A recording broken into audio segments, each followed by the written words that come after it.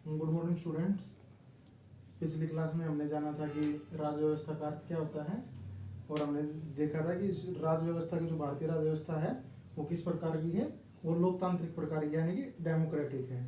और उसके शासन का संचालन करने के लिए हमने क्या तैयार किया है, एक संविधान उसका भारतीय राज व्यवस्था का संचालन करने के लिए हमने क्या बनाया है, संविधान बनाया है। संविधान कैसे बनाया गया है, जो भारत की जनता थी उन्होंने एक आपस में एक समझौता किया, एक आपसी सहमति से उन्होंने संविधान का निर्माण किया है।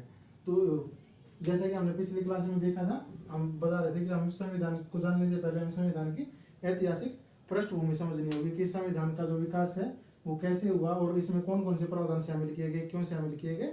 संविधान का अध्ययन के माध्यम से हम भारतीय राज व्यवस्था को समझने का प्रयास करेंगे। तो सबसे पहले स्टार्ट करते हैं, जो संविधान है हमारा, उसकी ऐतिहासिक पृष्ठभूमि क्या है।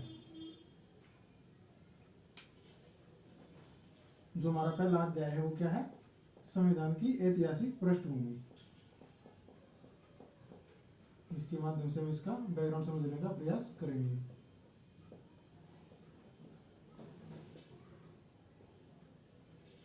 जाहिर सी बात है कि अगर हम ऐतिहासिक पृष्ठभूमि की बात कर रहे हैं तो हम यहाँ पर कुछ इतिहास की बातें भी करेंगे। और अगर अब ये मत सोचिए कि हम भारतीय राज व्यवस्था पढ़ते पढ़ते हम इतिहास क्यों पढ़ने लगे हैं, हम उन्हीं विषयों का अध्ययन करेंगे जो भारतीय हमारे संवैधानिक विकास के दृष्टिकोण से महत्वपूर्ण है और जो इतिहास की घटनाएं हैं। तो सबसे पहले हम देखते हैं कि हम सबको पता है कि हम ब्रिटेन के उपनिवेश रहे हैं और ब्रिटेन ने जो हमें उपनिवेश बनाया था उसमें बहुत बड़ा योगदान किसका था, ईस्ट इंडिया कंपनी का था। ईस्ट इंडिया जो कंपनी थी उसकी स्थापना कब हुई थी, उसकी स्थापना हुई थी सन 1600 में। और ईस्ट इंडिया कंपनी की जो स्थापना थी वो क्यों की थी, इसका मुख्य उद्देश्य क्या था, इसका मुख्य उद्देश्य था भारत के साथ व्यापार करना। जैसा कि इसने किया भी लगभग 1600 से लेकर लगभग 1765 तक जो ईस्ट इंडिया कंपनी थी वो क्या थी, वो एक व्यापारिक कंपनी थी।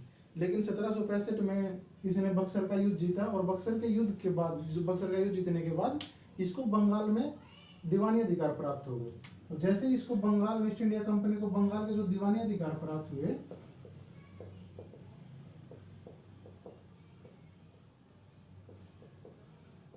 बंगाल में दीवानी अधिकार, जैसे इसको बंगाल में दीवानी अधिकार प्राप्त हुए तो दीवानी अधिकार प्राप्त करने के बाद जो ईस्ट इंडिया कंपनी थी ना, वो एक व्यापारिक कंपनी से कैसी कंपनी बन गई, राजनीतिक या एक प्रशासनिक इकाई हम इसको बोल सकते हैं, राजनीतिक या प्रशासनिक इकाई बन गई। क्योंकि इसने अब भारत के जो राजनीतिक मामले थे या एडमिनिस्ट्रेशन के मामले थे, प्रशासन के मामले थे, उन सभी में हस्तक्षेप करना स्टार्ट कर दिया। तो इसलिए जो इसकी भूमिका थी वो व्यापारिक कंपनी से बदल के अब एक राजनीतिक या प्रशासनिक कंपनी के रूप में सामने आने लगी।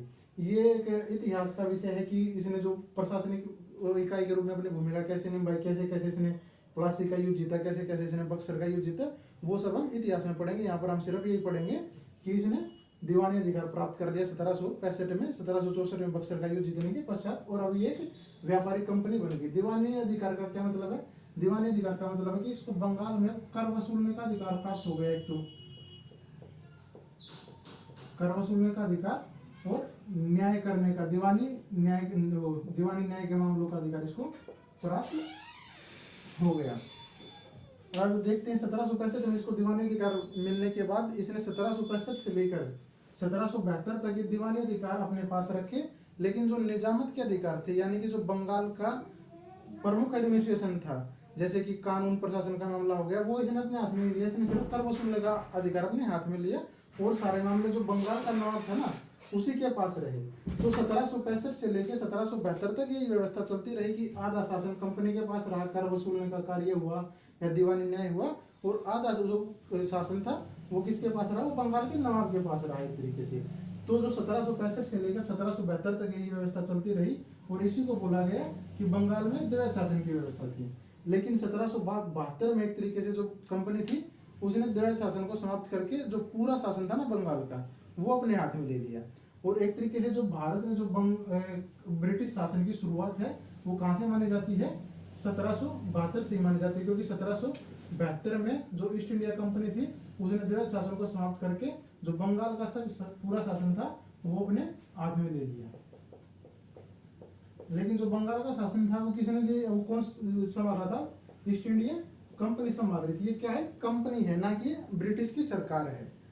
ईस्ट इंडिया कंपनी शासन को संभाल रही है। तो जैसे ही ईस्ट इंडिया कंपनी ने बंगाल का शासन अपने हाथ में लिया तो इनको और ज्यादा फायदा मिलने लगा और ज्यादा लाभ मिलने लगा।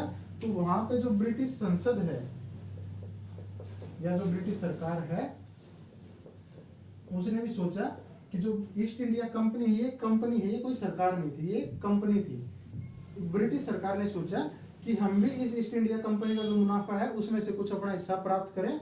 और जो अब ये यहाँ पर कैसे कार्य करने लगी थी, अब राजनीतिक कार्य करने लगी थी, तो इनके कार्यों को नियंत्रित किया जाए। तो ब्रिटिश सरकार ने क्या किया, अब ईस्ट इंडिया कंपनी पर नियंत्रण लगाना शुरू किया, क्योंकि ये अब व्यापारिक कंपनी नहीं रही थी, अब ये व्यापारिक कंपनी से राजनीतिक कंपनी या प्रशासनिक कंपनी बन गई थी। तो इसलिए ब्रिटिश सरकार ने भी ईस्ट इंडिया कंपनी पर नियंत्रण लगाने का प्रयास किया। और यहीं से एक तरीके से हम देखते हैं जो नियंत्रण लगाने का प्रयास है, यहीं से हमारा जो संवैधानिक विकास है ना, एक तरीके से वो स्टार्ट होता है। तो ब्रिटिश सरकार ने ईस्ट इंडिया कंपनी पर नियंत्रण लगाने के लिए सबसे पहले क्या किया था, ये 1773 में ब्रिटिश संसद द्वारा एक एक्ट पास किया गया जिसको जाना जाता है 1773 का रेगुलेटिंग एक्ट।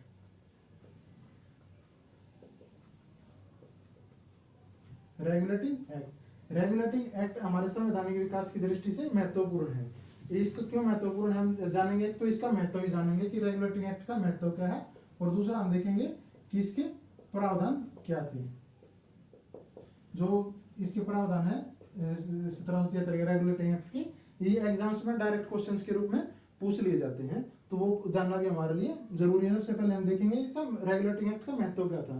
तो रेगुलेटिंग एक्ट का सबसे जो बड़ा महत्व था वो यही था कि जो इसके माध्यम से, रेगुलेटिंग एक्ट के माध्यम से जो ब्रिटिश की सरकार थी, अभी तक जो भारत से संबंध था वो किसका था, वो ईस्ट इंडिया कंपनी का संबंध था। ईस्ट इंडिया कंपनी भारत में अपने सारे कार्य कर रही थी, लेकिन इसके माध्यम से क्या किया, ब्रिटिश की संसद ने पहली बार ऐसा प्रयास किया कि कार्यों को, जो ईस्ट इंडिया कंपनी के जो कार्य थे उनको नियमित और नियंत्रित करने का प्रथम प्रयास था। ये क्या था, ये ब्रिटिश संसद का प्रथम प्रयास था।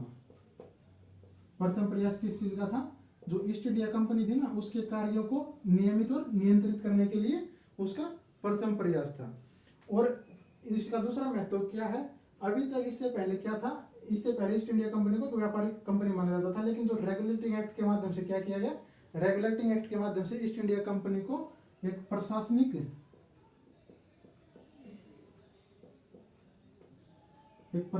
एवं राजनीतिक इकाई के रूप में मान्यता प्रदान कर दी गई। अभी क्या होगी, पहले व्यापारिक कंपनी थी, अब प्रशासनिक राजनीतिक इकाई के रूप में इसको मान्यता प्रदान कर दी गई। और इसका तीसरा महत्व क्या होता है, इसी रेगुलेटिंग एक्ट के माध्यम से एक तरीके से भारत में जो केंद्रीय प्रशासन है, केंद्रीय प्रशासन की नींव रखी गई। केंद्रीय प्रशासन की नींव यानी कि अब जो भारत का शासन था, मतलब वो एक केंद्रीय प्रशासन के तहत आने लगा। इसी एक्ट के माध्यम से जो केंद्रीय प्रशासन था उसकी नींव पड़ी भारत में। अब इसके जानते हैं जो है 1773 का रेगुलेटिंग एक्ट है, ये जो इसका हमने महत्व देख लिया। अब इसके प्रावधान जानते हैं कि इसके प्रमुख प्रावधान क्या क्या थे। इसका जो सबसे पहला प्रावधान है वो था कि जो 1773 के एक्ट के तहत थे, वो जो बंगाल का गवर्नर होता था उसको अब बंगाल का गवर्नर जनरल कहा जाने लगा।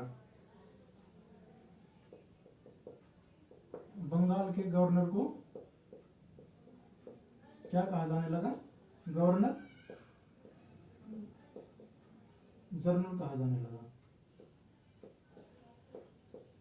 और 1772 में 1773 में बंगाल का गवर्नर कौन था, ये था वारेन हेस्टिंग। तो इसी प्रकार से आपके सामने क्वेश्चन फ्रेम किया जा सकता है कि बंगाल का पहला गवर्नर जनरल कौन था, तो आंसर क्या होगा, ये होगा वारेन हेस्टिंग।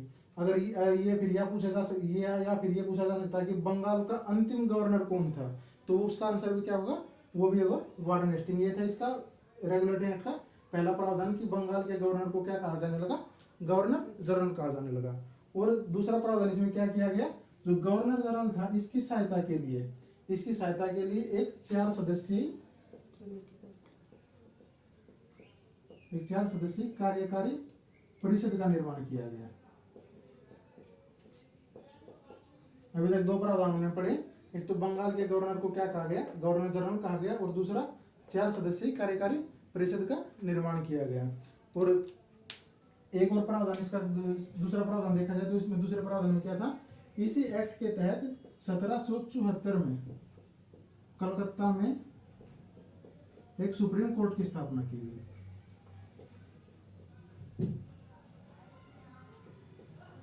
1773 के एक्ट के तहत 1774 में कलकत्ता में सुप्रीम कोर्ट की स्थापना भी की गई।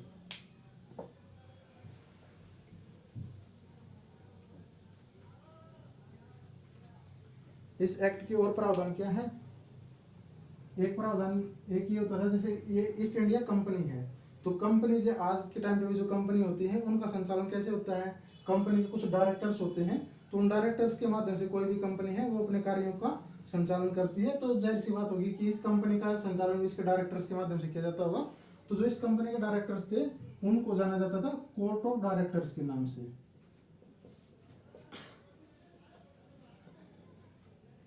या इसको शॉर्ट में हम बोलते हैं सीओडी के नाम से इनको हम जानते हैं, कोर्ट ऑफ डायरेक्टर्स के नाम से। तो हम पहले ही देख चुके हैं कि रेगुलेटिंग एक्ट के माध्यम से क्या किया गया है, जो ब्रिटिश संसद है उसने ईस्ट इंडिया कंपनी पर नियंत्रण लगाने का कार्य किया है। तो अब नियंत्रण कैसे लगाया जाएगा, तो जो ब्रिटिश संसद है ना उसने इस एक्ट के माध्यम से को जो ये डायरेक्टर्स हैं या निर्देशक हैं इनके ऊपर अपना जो है नियंत्रण है वो मजबूत कर दिया है, और इन कोर्ट ऑफ डायरेक्टर्स के लिए बोल दिया गया है कि आप भारत में जो भी कार्य संचालित करेंगे ना, जो भी आप राजस्व के कार्य हो, आपकी जहाँ से इनकम हो रही है, नागरिक कार्य हो या जो भी सैनिक कार्य हो, उन सब से हमको अवगत कराएंगे हमको, यानी कि अब कोर्ट ऑफ डायरेक्टर्स के लिए आवश्यक हो गया कि वो अपने राजस्व के जो कार्य हैं या जो नागरिक के कार्य हैं या फिर जो सैन्य प्रशासन के कार्य हैं,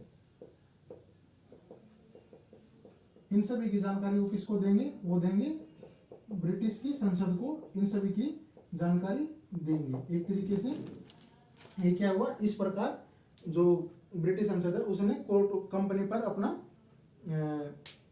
नियंत्रण बढ़ाया। इसके अलावा और क्या प्रावधान है, इसके अलावा था जैसे हमने पहले पढ़ा था कि 1765 से लेकर 1772 तक द्वैध शासन चला था, यहाँ पे कंपनी के ऊपर किसी प्रकार का नियंत्रण नहीं था। तो जो कंपनी के अधिकारी थे ना वो कंपनी का व्यापार तो करते ही करते थे, कंपनी के व्यापार के साथ साथ अपना खुद का निजी व्यापार भी करने लगे थे। मतलब कंपनी के व्यापार पे उनका कम ध्यान था, अपने निजी व्यापार पे अधिक ध्यान था। तो जो कंपनी की जो व्यवस्था थी वो एक तरीके से चरमरा सी गई थी, भ्रष्टाचार बहुत अधिक बढ़ गया था। तो इस एक्ट के माध्यम से कंपनी ने प्रावधान किया कि जो भी कंपनी के कर्मचारी होंगे वो सिर्फ कंपनी का ही व्यापार करेंगे, ना कि अपना निजी व्यापार करेंगे। तो निजी व्यापार पर प्रतिबंध लगा दिया गया, और जो कंपनी के अधिकारी थे उनको एक तरीके से उपहार वगैरह या गिफ्ट वगैरह लेने से भी प्रतिबंधित कर दिया गया। इस प्रकार 1773 के रेगुलेटिंग एक्ट से ब्रिटिश संसद ने ईस्ट इंडिया कंपनी पर नियंत्रण लगाने का प्रयास किया। और इससे मोस्टली जो एग्जाम्स में क्वेश्चन होते हैं वो इसी टाइप के क्वेश्चन बनते हैं कि बंगाल के गवर्नर को गवर्नर जनरल किस एक्ट के तहत बनाया गया, या जो कलकत्ता में सुप्रीम कोर्ट की स्थापना थी वो किस एक्ट के तहत की गई। तो हमको पता लग गया है कि 1773 का जो रेगुलेटरी एक्ट था उसके माध्यम से ये सब कार्य किए गए थे।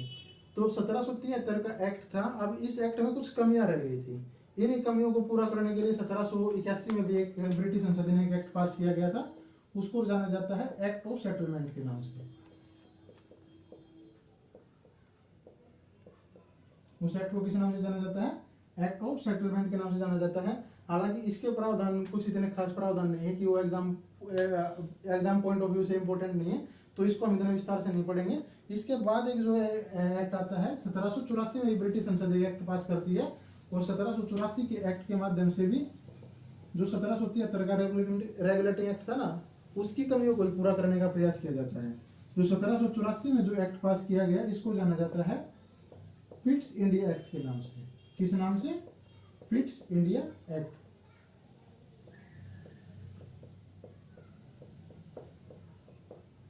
पिट्स इंडिया एक्ट के नाम से इस कानून को जाना जाता है। और इसके माध्यम से क्या किया गया था, जो था 1773 में जो एक्ट पास किया गया था उसकी कमियों को दूर करने का प्रयास किया गया था। अब इसके प्रावधानों को हम देखेंगे। इसके प्रावधानों में क्या किया गया था, इसके प्रावधानों में स्पष्ट किया गया था कि हम पहले जानते थे कि जो ईस्ट इंडिया कंपनी थी वो एक व्यापारिक कंपनी थी, लेकिन बाद में वो एक राजनीतिक कंपनी बन गई थी। लेकिन इस एक्ट के तहत और ज्यादा स्पष्टता लाते हुए क्या किया गया, जो ईस्ट इंडिया कंपनी थी ना, इसके राजनीतिक कार्य कहें या प्रशासनिक कार्य कहें, और जो इसके व्यापारिक कार्य थे, जो ईस्ट इंडिया कंपनी के राजनीतिक कार्य और व्यापारिक कार्य, इन दोनों को अलग अलग कर दिया था, इन दोनों को पृथक कर दिया गया था। और व्यापारिक कार्य थे, हमने पहले देख चुके थे, जो व्यापारिक कार्य थे, व्यापारिक कार्यों का संचालन कौन करता था? हम जानते हैं कि कोई भी कंपनी को संचालन किसके माध्यम से होता है? डायरेक्टर्स के माध्यम से होता था। तो जो व्यापारिक कार्य या वाणिज्य कार्य थे, उनका संचालन तो पहले से ही कोर्ट ऑफ डायरेक्टर्स के माध्यम से किया जा रहा था। अब कंपनी ने कौन से नए कार्य अपने हाथ में लिए थे? अब राजनीतिक या प्रशासन के कार्य जो थे कंपनी ने अपने हाथ में लिए थे, तो इनको संचालित करने के लिए भी किसी संस्था या किसी बोर्ड की जरूरत थी। तो राजनीतिक कार्यों प्रशासनिक कार्यों पर नियंत्रण करने के लिए, इनको संचालित करने के लिए पिट्स इंडिया एक्ट के माध्यम से एक नई संस्था या नया बोर्ड गठन किया गया, जिसको नाम दिया गया बोर्ड ऑफ कंट्रोल के नाम से जाना गया। इसको बीओसी के नाम से हम जानते हैं, बोर्ड ऑफ कंट्रोल, यानी कि एक नियंत्रक मंडल। अब जो कंपनी के कार्य हैं वो कौन कौन संचालित कर रहा है? एक जो राजनीतिक कार्य है उनको बीओसी देख रहा है, और वाणिज्य कार्य व्यापारिक कार्य को कौन देख रहा है? कोर्ट ऑफ डायरेक्टर्स देख रहे हैं। तो इस प्रकार यहाँ पर भी क्या हो गया, एक दो इकाइयां होंगी जो इसके कार्यों को देख रही है। तो इसको भी बोला जाता है कि 1784 के जो पिट्स इंडिया एक्ट था, इसके माध्यम से भी कैसी व्यवस्था लागू होगी? शासन की एक द्वैध शासन की व्यवस्था लागू कर दी गई। कंपनी में द्वैध शासन की व्यवस्था लागू हुई। किस एक्ट के माध्यम से? पिट्स इंडिया एक्ट के माध्यम से द्वैध शासन की शक्ति लागू कर दी गई। इतना समझ में आया?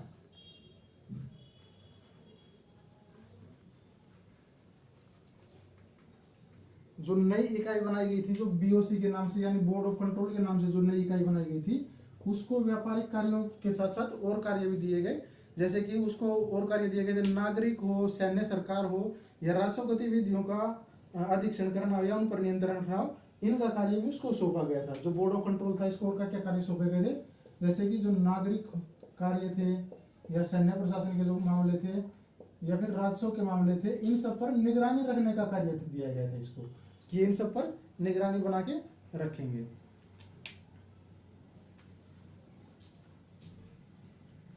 तो 1784 का जो एक्ट था, इसके कुछ महत्वपूर्ण हमने देखे। इसका महत्व क्या था? मतलब ये तो इसके प्रावधान हो गए। अब इसका सबसे ज्यादा महत्व क्या है? वो ये है कि इसमें 1784 के एक्ट के तहत जो ब्रिटिश सरकार है, ब्रिटिश सरकार को भारत में जो कंपनी है उस पर पूर्ण नियंत्रण प्राप्त हो गया। जो कंपनी के कार्य थे, जो ईस्ट इंडिया कंपनी थी, जो इसके कार्य थे ना, इसके कार्यों पर और इसके प्रशासन पर जो ब्रिटिश सरकार थी, उसका एक तरीके से पूर्ण नियंत्रण स्थापित हो गया। ये था 1784 के एक्ट का महत्व। हमने इसके प्रावधान भी देख लिए, और महत्व इसका यही था कि इसने ईस्ट इंडिया कंपनी पर जो नियंत्रण था उसको और ज्यादा कड़ा कर दिया था। और 1784 का जो पिट्स इंडिया एक्ट था, इसके बाद एक एक्ट और पास किया गया। हालांकि वो एक्ट भी जो है वो संवैधानिक विकास के दृष्टिकोण से इतना महत्वपूर्ण नहीं है, लेकिन फिर भी जान लेते हैं इसके तहत क्या किया गया था। यह था 1791 का चार्टर एक्ट। 1791 के चार्टर एक्ट ये संवैधानिक विकास की दृष्टि से इतना महत्वपूर्ण नहीं है, लेकिन फिर भी वही है कि अगर हम क्रम से पढ़ते आ रहे हैं तो देख लेते हैं कौन कौन से एक्ट पास किए गए थे। इसके तहत यही बोला गया था कि जैसे हमें पता है कि जो ईस्ट इंडिया कंपनी है उसको भारत में व्यापार करने का एक अधिकार प्राप्त था। तो 1791 का जो एक्ट है, इसमें एक ही मुख्य बात थी कि जो इसका व्यापार का एक अधिकार था उसको 20 वर्षों के लिए बढ़ा दिया गया। 1791 माफ कीजिए, 1793 में आया था एक्ट, 1793। जो इसका व्यापारिक एक अधिकार था उसको 20 वर्षों के लिए बढ़ा दिया गया था। अब 20 वर्षों के लिए बढ़ाया गया है, तो जाहिर सी बात है कि 20 वर्षों के बाद फिर कोई व्यवस्था की जाएगी। तो इसके 20 वर्षों के ठीक 20 वर्षों बाद 1813 में एक्ट पास किया गया, 1813 का चार्टर एक्ट। 1813 के चार्टर एक्ट के तहत क्या क्या प्रावधान किए गए थे? इसके तहत एक प्रावधान तो यह किया गया था कि जो कंपनी का व्यापारिक एक अधिकार था ना, जो कंपनी के व्यापारिक कार्य थे उनको व्यापारिक एक अधिकार समाप्त कर दिया गया था। कंपनी का व्यापारिक अधिकार समाप्त हुआ, व्यापारिक एकाधिकार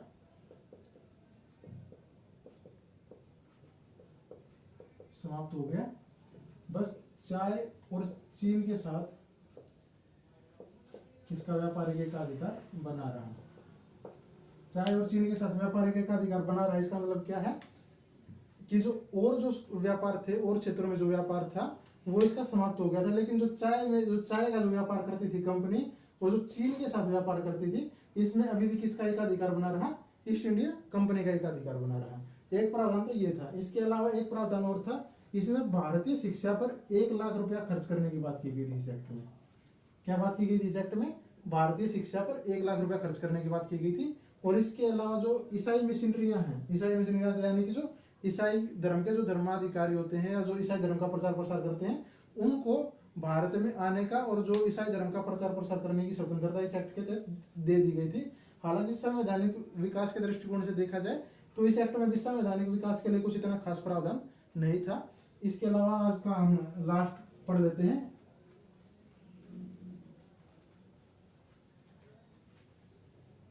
1833 का चार्टर अधिनियम।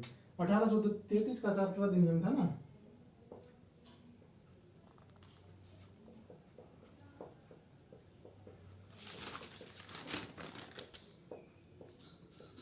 जो 1833 का चार्टर अधिनियम था, यह जो है यह संवैधानिक विकास के दृष्टिकोण से काफी ज्यादा महत्व रखता है। इसके प्रावधान हम देखते हैं कि इसके कौन कौन से जो प्रावधान है वो जो संवैधानिक विकास के दृष्टिकोण से भी इंपॉर्टेंट है और विशेषकर हमारे एग्जाम पॉइंट ऑफ व्यू से भी काफी इंपॉर्टेंट है। तो इसमें जो सबसे महत्वपूर्ण प्रावधान था, यह किया गया कि जो कंपनी का व्यापारिक एकाधिकार था उसको पूर्णतः समाप्त कर दिया गया। जैसे कि 1813 के एक्ट में हमने देखा था, 1813 के एक्ट में क्या किया गया था? कंपनी का व्यापारिक एकाधिकार को समाप्त कर दिया गया था। लेकिन जो चाय के साथ व्यापार था और चीन के साथ व्यापार था, उसमें अभी भी एकाधिकार बना हुआ था। लेकिन 13 में क्या किया गया? इन दोनों को भी समाप्त कर दिया गया। अब व्यापारिक एकाधिकार क्या हुआ?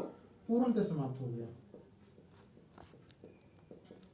व्यापारिक एकाधिकार पूर्णतः समाप्त हो गया। जब कंपनी के पास व्यापारिक एकाधिकार पूर्णतः समाप्त हो गया तो कंपनी क्या होगी? कंपनी पूर्णतः 1833 में क्या बन गई? एक प्रशासनिक इकाई बन गई।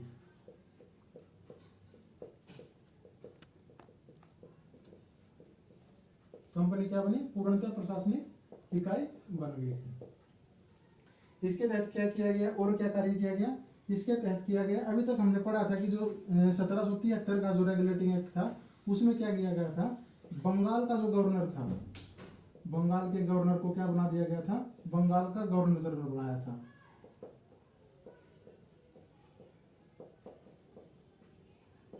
लेकिन 1833 में क्या कर दिया गया? जो ये बंगाल का गवर्नर जनरल था ना, इसको क्या बना दिया गया? इसको बना दिया गया और इसको कहा जाने लगा भारत का गवर्नर जनरल। क्या कहा जाने लगा? भारत का गवर्नर जनरल। और 1833 में जो भारत का गवर्नर जनरल था वो कौन था? वो था लॉर्ड विलियम बेंटिक।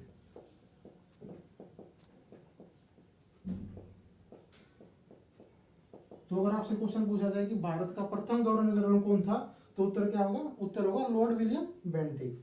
और अगर क्वेश्चन ये पूछा जाए कि भारत का बंगाल का अंतिम गवर्नर जनरल कौन था, तो वो भी कौन होगा? वो भी होगा लॉर्ड विलियम बेंटिक ही होगा। तो ये दो प्रावधान तो हो गए। इसके अलावा और क्या प्रावधान थे? इसके अलावा जो 1833 का अधिनियम था, इसके माध्यम से जो ब्रिटिश संसद थी ना, उसने केंद्रीयकरण की शुरुआत की। केंद्रीयकरण मतलब कि जितने भी जो कानून बनाने का अधिकार है या जो शक्तियां हैं उनको मतलब केंद्रीकृत किया, उनको इकट्ठा किया। मतलब उनका जो सेंटर ऑफ पावर है वो एक जगह करने का प्रयास किया गया। यानी कि अब क्या किया गया? जो जैसे बंगाल जो ब्रिटिश सरकार थी उनकी 3 प्रेसिडेंसी थी, 3 प्रेसिडेंसी के माध्यम से शासन संचालन करते थे।